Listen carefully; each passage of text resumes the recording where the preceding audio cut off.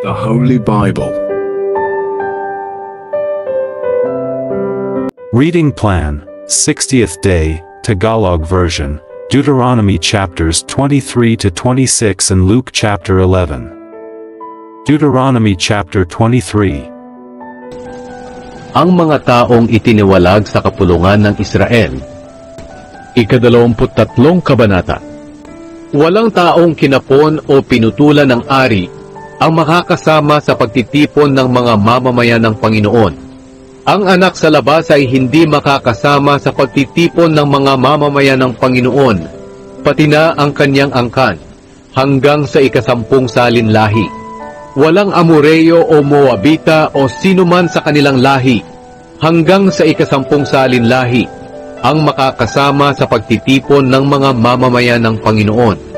Sapagkat hindi nila kayo binigyan ng pagkain o tubig nang naglalakbay kayo mula sa Ehipto. At sinulsulan pa nila si Balaam na anak ni Beor, na taga Petor sa Mesopotamia, para sumpain kayo. Ngunit hindi nakinig ang Panginoon na inyong Diyos kay Balaam. Sa halip ginawa niyang basbas ang sumpa sa inyo, dahil minamahal kayo ng Panginoon na inyong Diyos. Habang buhay kayo, huwag kayong tutulong sa mga Amoreo o Moabita sa anumang paraan. Huwag ninyong kamumuhian ang mga Edomita, dahil kadugo niyo sila. Huwag din ninyong kamumuhian ang mga Ehipsyo, dahil tumira kayo dati sa kanilang lupain bilang mga dayuhan. Ang kanilang mga angkan sa ika-3 salin lahi ay maaaring makasama sa pagtitipon ng mga mamamayan ng Panginoon. Iba pang mga tuntunin. Kapag makikipaglaban kayo sa inyong mga kaaway, umiwas kayo sa anumang bagay na makakadungis sa inyo. Kung may isa sa inyo na nilabasan ng binhi sa kanyang pagtulog sa gabi, kailangang lumabas siya sa kampo at doon muna siya manatili. Pagdating ng hapon, maliligo siya, at paglubog ng araw, maaari na siyang makabalik sa kampo. Pumili kayo ng lugar sa labas ng kampo na gagawin ninyong palikuran. Kailangang may panghukay ang bawat isa sa inyo, para huhukay kayo kapag nadudumi kayo, at tatabunan ito kapag tapos na kayo. Sapagkat ang Panginoon na inyong Diyos ay naglilibot sa inyong kampo para iligtas kayo at ibigay sa inyo ang mga kaaway ninyo.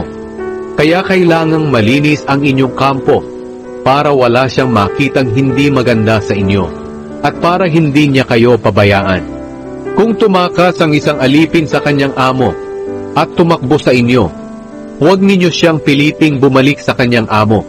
Patirahin ninyo siya sa inyong lugar, kahit saang bayan niya gusto. Huwag ninyo siyang aapihin. Dapat walang Israelita, lalaki man o babae, na magbebenta ng kanyang katawan bilang pagsamba sa mga Diyos-Diyosan sa templo. Huwag ninyong dadalhin sa bahay ng Panginoon na inyong Diyos ang pera na natanggap ninyo sa pamamaraang ito, bilang bayad sa inyong pangako sa Panginoon na inyong Diyos. Dahil kasuklam-suklam ito sa Kanya. Kung magpapautang kayo sa kapwa ninyo Israelita, huwag ninyo itong tutubuan, pera man ito o pagkain, o anumang bagay na maaaring patubuan. Maaari kayong magpautang ng may patubo sa mga dayuhan, pero hindi sa mga kapwa ninyo Israelita. Gawin ninyo ito para pagpalain kayo ng Panginoon na inyong Diyos sa lahat ng ginagawa ninyo roon sa lupain na titirahan at aangkinin ninyo. Kung gagawa kayo ng panata sa Panginoon na inyong Diyos, huwag ninyong patatagalin ang pagtupad nito, dahil siguradong sisingilin kayo ng Panginoon na inyong Diyos at magkakasala kayo sa hindi pagtupad nito. Hindi ito kasalanan kung hindi kayo gumawa ng panata sa Panginoon. Pero anumang ipanata ninyo sa Panginoon na inyong Diyos ay dapat ninyong tuparin. Kung pupunta kayo sa ubasan ng inyong kapwa, maaari kayong kumain hanggang gusto ninyo, pero huwag kayong kukuha at maglalagay sa inyong lalagyan para dalhin. Kung mapapadaan kayo sa taniman ng trigo ng inyong kapwa, maaari kayong makaputol ng mga uhay, pero huwag ninyo itong gagamitan ng kari na panggapas. Deuteronomy chapter 24. Ika-24 na kabanata. Kung nag-asawa ang isang lalaki At sa bandang huli ay inayawan na niya ito, dahil may natuklasan siyang hindi niya nagustuhan dito. Dapat siyang gumawa ng kasulatan ng paghihiwalay at ibigay ito sa kanya, at maaari na niya itong paalisin sa kanyang bahay. Kung mag-aasawa muli ang babae, at hiwalayan na naman siya ng ikalawa niyang asawa, o mamatay ito, hindi na siya maaaring mapangasawang muli ng nauna niyang asawa, dahil narumihan na siya. Kung muli siyang mapapangasawa ng nauna niyang asawa, kasuklam-suklam ito sa paningin ng Panginoon. Hindi ninyo dapat gawin ang mga kasalanang ito sa lupaing ibinibigay sa inyo ng Panginoon na inyong Diyos bilang inyong mana. Kung bagong kasal ang isang lalaki, huwag ninyo siyang isasama sa labanan o bibigyan ng anumang responsibilidad sa bayan sa loob ng isang taon, para manatili muna siya sa kanyang bahay at mabigyan ng kasiyahan ng kanyang asawa. Huwag ninyong kukuning sanla ang gilingan ng umutang sa inyo, dahil para na rin ninyong kinuha ang kanyang ikinabubuhay. Sino man sa inyo ang kumidnap sa kapwa niya Israelita at ginawa itong alipin o ipinagbili, dapat patayin ang kumidnap.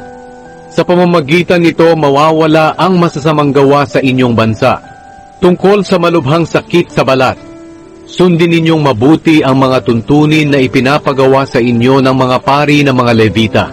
Sundin ninyo ang mga iniutos ko sa kanila. Alalahanin ninyo kung ano ang ginawa ng Panginoon na inyong Diyos kay Miriam nang naglalakbay kayo paglabas sa Ehipto. Kung magpapautang kayo ng kahit ano sa kapwa ninyo Israelita, huwag kayong papasok sa bahay niya para kumuha ng anumang isasanla niya. Maghintay lang kayo sa labas, at dadalhin niya ito sa inyo. Kung mahirap ang tao, at pangbalabal ang isinanla niya sa inyo, huwag ninyong palilipasin ang gabi na nasa inyo ito. Isauli ito sa kanya habang hindi pa lumulubog ang araw, para magamit niya ito sa kanyang pagtulog, at pasasalamatan ka pa niya. Ituturing ito ng Panginoon na inyong Diyos na gawang matuwid. Huwag ninyong dadayain ang mahihirap na trabahador sa kanilang upa, Israelita man siya o dayuhan na naninirahan sa inyong bayan. Bayaran ninyo siya ng isang araw na sweldo bago lumubog ang araw, dahil mahirap siya at inaasahan niyang matanggap ito. Sapagkat kung hindi, baka dumaing siya sa Panginoon laban sa inyo, at ito'y ituturing na kasalanan ninyo. Hindi dapat patayin ang magulang dahil sa kasalanan ng kanilang mga anak, o ang mga anak dahil sa kasalanan ng kanilang magulang. Ang bawat isa ay papatayin lang dahil sa kanyang sariling kasalanan. Bigyan ninyo ng hustisya ang mga dayuhan at ang mga ulila. Huwag ninyong kukunin ang balabal ng byuda bilang sanla sa kanyang utang. Alalahanin ninyong alipin kayo noon sa Ehipto, at iniligtas kayo ng Panginoon na inyong Diyos. Ito ang dahilan kung bakit inuutusan ko kayong gawin ito. Kapag nag-aani kayo at may naiwang bigkis sa bukid, huwag na ninyo itong babalikan para kunin. Iwan na lang ninyo ito para sa mga dayuhan, sa mga ulila, at sa mga byuda, para pagpalain kayo ng Panginoon na inyong Diyos sa lahat ng inyong ginagawa. Kung mamimitas kayo ng olibo, huwag na ninyong babalikan ang mga naiwan. Itira na lang ninyo ito sa mga dayuhan, sa mga ulila, at sa mga byuda. Kung aani kayo ng ubas, huwag na ninyong babalikan ang mga naiwan. Itira nyo na lang ito sa mga dayuhan, sa mga ulila, at sa mga byuda. Alalahanin ninyo na mga alipin kayo noon sa Ehipto. Ito ang dahilan kung bakit inuutusan ko kayong gawin ito. Deuteronomy chapter 25. 25 kabanata. Halimbawa, may pinagtalunan ang dalawang tao at dinala nila ang kanilang kaso sa korte at idineklara ng mga hukom kung sino sa kanila ang may kasalanan at walang kasalanan. Kung sinentensyahan ng hukom na hagupitin ang may kasalanan, padadapain siya sa harap ng hukom at hahagupitin ayon sa bigat ng kasalanan na kanyang ginawa.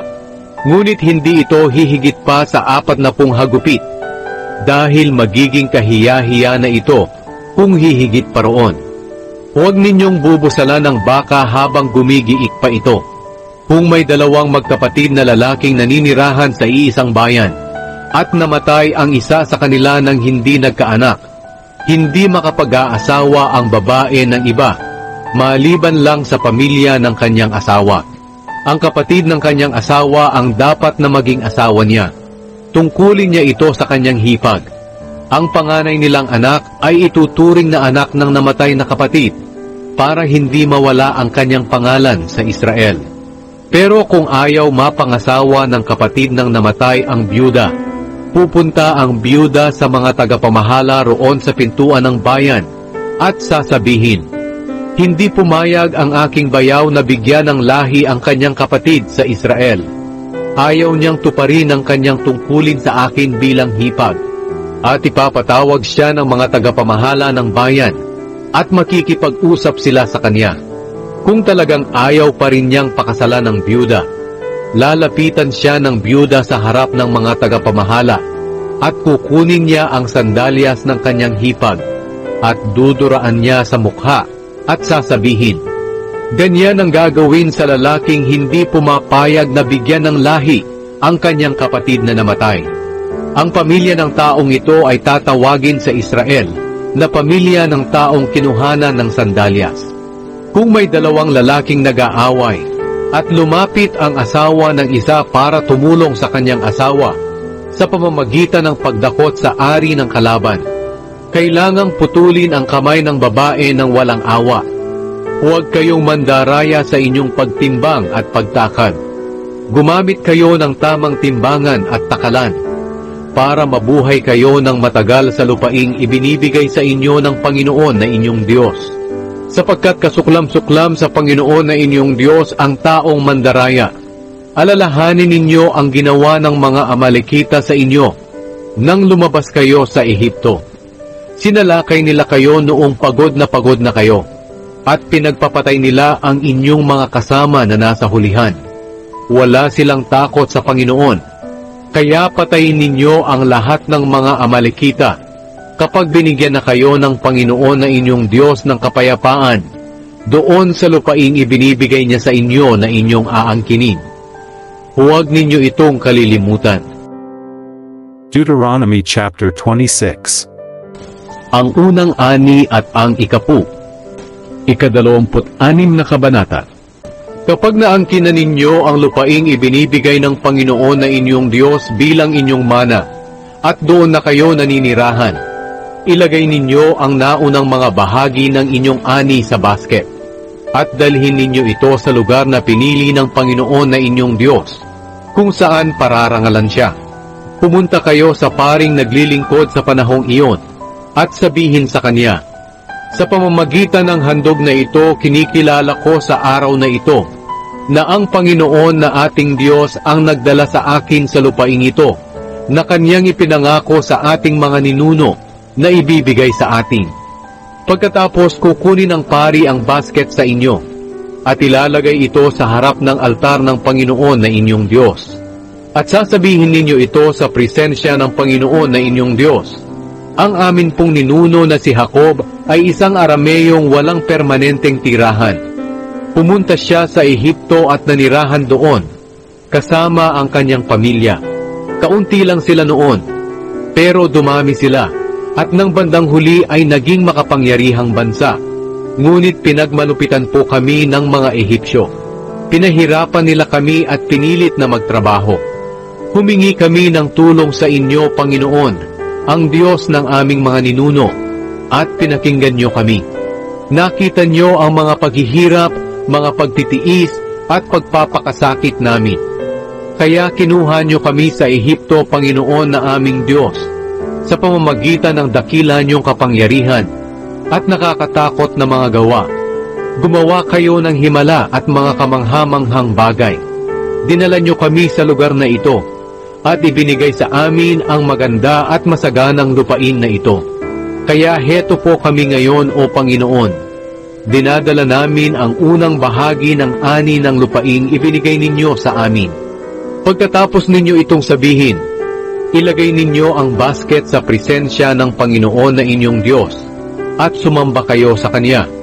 Magsaya kayo, dahil mabuti ang mga bagay na ibinibigay ng Panginoon na inyong Diyos sa inyo at sa inyong pamilya. Isama rin ninyo sa pagdiriwang ang mga Levita at ang mga dayuhan na naninirahang kasama ninyo. Sa bawat 3 taon, ibigay ninyo ang 10 bahagi ng inyong ani sa mga Levita, sa mga dayuhan, sa mga ulila, at sa mga byuda, para mayroon silang masaganang pagkain. Pagkatapos sabihin ninyo sa presensya ng Panginoon na inyong Diyos, kinuha ko na po sa aking bahay ang banal na bahagi. Iyon ang 10 bahagi at ibinigay sa mga Levita, sa mga dayuhan, sa mga ulila, at sa mga byuda, ayon sa lahat ng iniutos nyo sa amin. Hindi po ako sumuway o lumimot sa kahit isang utos ninyo. Hindi ko po ito kinain habang nagdadalamhati ako. Hindi ko ito ginalaw habang itinuturing akong marumi, at hindi ko po ito inihandog sa patay. O Panginoon na aking Diyos, sinunod ko po kayo. Ginawa ko ang lahat ng iniutos ninyo sa amin. Tingnan po ninyo kami mula sa inyong banal na tahanan sa langit, at pagpalain ang mga mamamayan ninyong Israelita, at ang maganda at masaganang lupain na ibinigay ninyo sa amin, ayon sa ipinangako ninyo sa aming mga ninuno. Sundin ang mga utos ng Panginoon. Sa araw na ito, inuutusan kayo ng Panginoon na inyong Diyos na sundin ninyong lahat ang utos at tuntuning ito. Sundin ninyo itong mabuti ng buong puso't kaluluwa. Ipinahayag ninyo sa araw na ito na ang Panginoon ang inyong Diyos, at mabubuhay kayo ayon sa Kanyang pamamaraan. Dahil susundin ninyo ang Kanyang mga utos at mga tuntunin, at susundin ninyo siya. At ipinahayag din ng Panginoon sa araw na ito, na kayo ang espesyal na mamamayan ayon sa Kanyang ipinangako, at dapat kayong sumunod sa lahat ng utos niya. Ayon sa Kanyang ipinangako, gagawin niya kayong higit kaysa sa lahat ng bansa. Pupurihin at pararangalan kayo. Kayo ay magiging mga mamamayang pinili ng Panginoon na inyong Diyos. The Book of Luke chapter 11.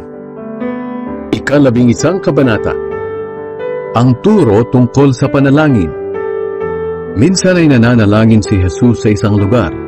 Pagkatapos niyang manalangin, sinabi sa kanya ng isa sa mga tagasunod niya, "Panginoon, turuan po ninyo kaming manalangin, katulad ng ginawa ni Juan sa mga tagasunod niya." Sinabi ni Jesus sa kanila, "Kapag nananalangin kayo, ganito ang sabihin ninyo, Ama, sambahin nawa kayo ng mga tao.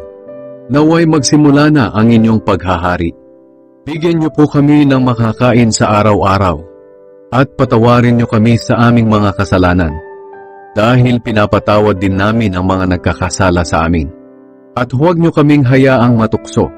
Pagkatapos sinabi niya sa kanila, "Halimbawa, pumunta kayo sa kaibigan ninyo isang hating gabi, at sinabi sa kanya, Kaibigan, pahiram naman diyan ang 3 tinapay, dahil dumating ang isang kaibigan ko na galing sa paglalakbay, at wala akong maihain sa kanya." Sasagot ang kaibigan mo mula sa loob ng bahay, "Huwag mo na akong istorbohin. Sarado na ang pinto, at nakahiga na kami ng mga anak ko. Hindi na ako makakabangon pa para bigyan ka ng kailangan mo." Ang totoo, kahit ayaw niyang bumangon at magbigay sa inyo sa kabila ng inyong pagkakaibigan, babangon din siya at magbibigay ng kailangan ninyo dahil sa inyong pagpupumilit. Kaya sinasabi ko sa inyo, humingi kayo sa Diyos at bibigyan niya kayo. Hanapin ninyo sa Kanya ang inyong hinahanap at makikita ninyo. Kumatok kayo sa Kanya at pagbubuksan kayo. Sapagkat ang lahat ng humihingi ay nakakatanggap, ang naghahanap ay nakakakita, at ang kumakatok ay pinagbubuksan. Kayong mga magulang, kung ang anak nyo ay humihingi ng isda, ahas ba ang ibibigay ninyo? At kung humihingi siya ng itlog, alakdan ba ang ibibigay ninyo? Kung kayong masasama ay marunong magbigay ng mabubuting bagay sa mga anak ninyo, gaano pa kaya ang inyong amang nasa langit? Ibibigay niya ang banal na espiritu sa mga humihingi sa Kanya. Si Jesus at si Satanas. Minsan, Pinalayas ni Jesus ang isang masamang espiritu na sanhi ng pagkapipi ng isang lalaki. Nang lumabas na ang masamang espiritu, nakapagsalita ang lalaki. Namangha ang mga tao. Pero may ilan sa kanila ang nagsabi, "Si Satanas na pinuno ng masasamang espiritu ang nagbigay sa kanya ng kapangyarihang magpalayas ng masasamang espiritu." Ang iba naman ay gustong subukin si Jesus. Kaya hiniling nilang magpakita siya ng himala mula sa Diyos bilang patunay na sugos siya ng Diyos. Pero alam niya ang kanilang iniisip. Kaya sinabi niya sa kanila, "Kung ang mga mamamayan ng isang kaharian ay nagkakawatak-watak at nag-aaway-away, mawawasak ang kahariang iyon. Ganoon din ang mangyayari sa isang tahanang ang nakatira ay nag-aaway-away. Kaya kung si Satanas at ang mga kampo niya ay nagkakahati-hati at nag-aaway-away, paano mananatili ang kaharian niya? Tinatanong ko ito sa inyo, dahil sinasabi ninyo na nagpapalayas ako ng masasamang espiritu sa pamamagitan ng kapangyarihan ni Satanas. Kung si Satanas nga ang nagbigay sa akin ng kapangyarihang magpalayas ng masasamang espiritu, sino naman ang nagbigay sa mga tagasunod ninyo ng kapangyarihang makapagpalayas din ng masasamang espiritu? Sila na rin ang makapagpapatunay na mali kayo. Ngayon, kung nagpapalayas ako ng masasamang espiritu sa pamamagitan ng kapangyarihan ng Diyos, nangangahulugan ito na dumating na sa inyo ang paghahari ng Diyos. Kung ang isang taong malakas at armado ang nagbabantay sa kanyang bahay, ligtas ang mga ari-arian niya. Pero kapag sinalakay siya ng isang taong mas malakas kaysa sa kanya, matatalo siya at kukunin nito ang mga armas na inaasahan niya at ipapamahagi ang mga ari-arian niya. Ang hindi kumakampi sa akin ay laban sa akin, at ang hindi tumutulong sa pagtitipon ko ay nagkakalat." Ang pagbabalik ng masamang espiritu. Kapag lumabas ang masamang espiritu sa tao, gumagala ito sa mga tuyong lugar para maghanap ng mapagpapahingahan. At kung wala siyang matagpuan, ay iisipin na lang niyang bumalik sa kanyang pinanggalingan. Kung sa pagbabalik niya ay makita niyang malinis at maayos ang lahat, aalis siya at tatawag ng 7 pang espiritu na mas masama kaysa sa kanya. Papasok sila sa taong iyon at doon maninirahan. Kaya lalo pang sasama ang kalagayan ng taong iyon kaysa sa dati. Ang tunay na mapalad. Nagsasalita pa si Jesus nang biglang sumigaw ang isang babae sa gitna ng karamihan. "Mapalad ang babaeng nagsilang at nagpasuso sa inyo." Pero sumagot si Jesus, "Higit na mapalad ang mga nakikinig at sumusunod sa salita ng Diyos." Humingi ng himala ang mga tao. Nang lalo pang dumarami ang mga tao, sinabi ni Jesus, "Napakasama ng henerasyong ito. Humihingi sila ng himala, pero walang ipapakita sa kanila maliban sa himalang katulad ng nangyari kay Jonas. Kung paanong naging palatandaan si Jonas sa mga taga-Ninive, ganoon din ako na anak ng tao sa henerasyong ito. Sa araw ng paghuhukom, tatayo ang reyna ng timog at ipapamukha sa henerasyong ito ang kanilang kasalanan, sapagkat nanggaling pa siya sa napakalayong lugar upang makinig sa karunungan ni Solomon. At ngayon, narito ang isang nakahihigit pa kay Solomon, pero ayaw ninyong makinig sa kanya. Maging ang mga taga-Ninive ay tatayo rin at hahatulan ng henerasyong ito, dahil nagsisi sila ng mangaral sa kanila si Jonas. At ngayon, narito ang isang nakahihigit pa kay Jonas na nangangaral sa inyo, pero ayaw ninyong magsisi. Ang ilaw ng katawan. Walang taong nagsisindi ng ilaw at pagkatapos ay itatago o tatakpan ng takalan. Sa halip, inilalagay ang ilaw sa patungan upang magbigay liwanag sa lahat ng pumapasok sa bahay. Ang mata ang nagsisilbing ilaw ng katawan. Kung malinaw ang mata mo, maliliwanagan ang buo mong katawan. Pero kung malabo ang mata mo, madidiliman ang buo mong katawan. Kaya tiyakin mong naliwanagan ka, dahil baka ang liwanag na inaakala mong nasa sa iyo ay kadiliman pala. Kung naliwanagan ang buo mong katawan at walang bahaging nadiliman, magiging maliwanag ang lahat na parang may ilaw na lumiliwanag sa iyo.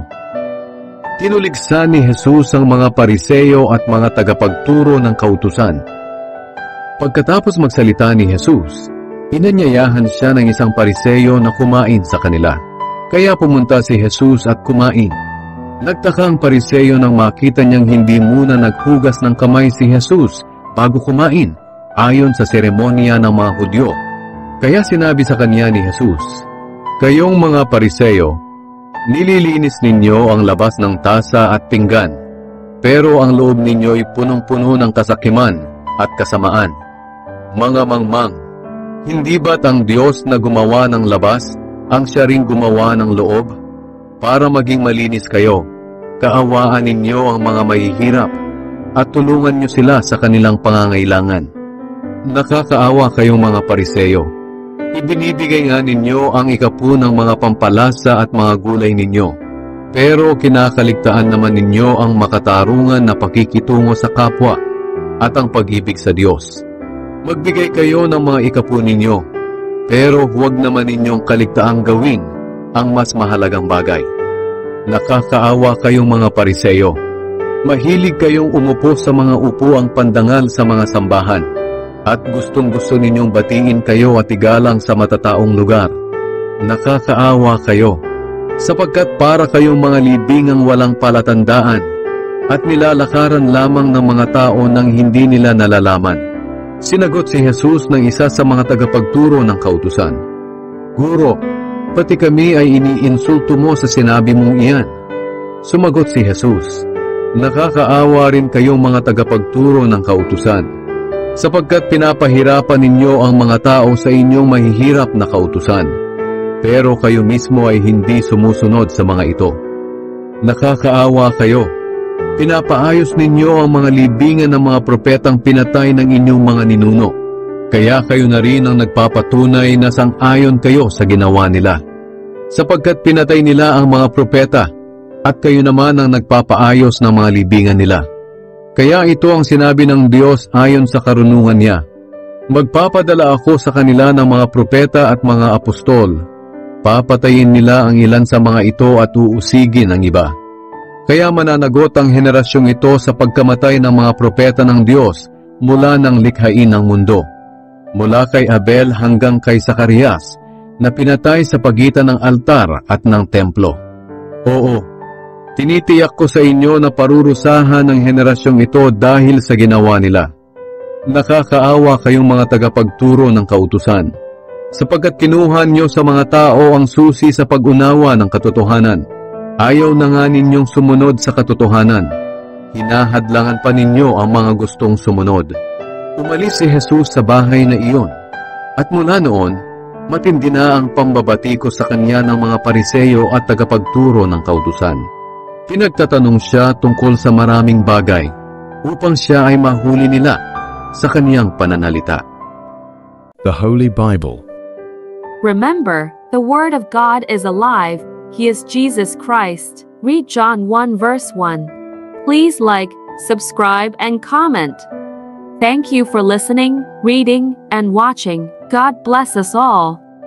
Remember to read the next chapters tomorrow. See you there. Please share this video. Thank you.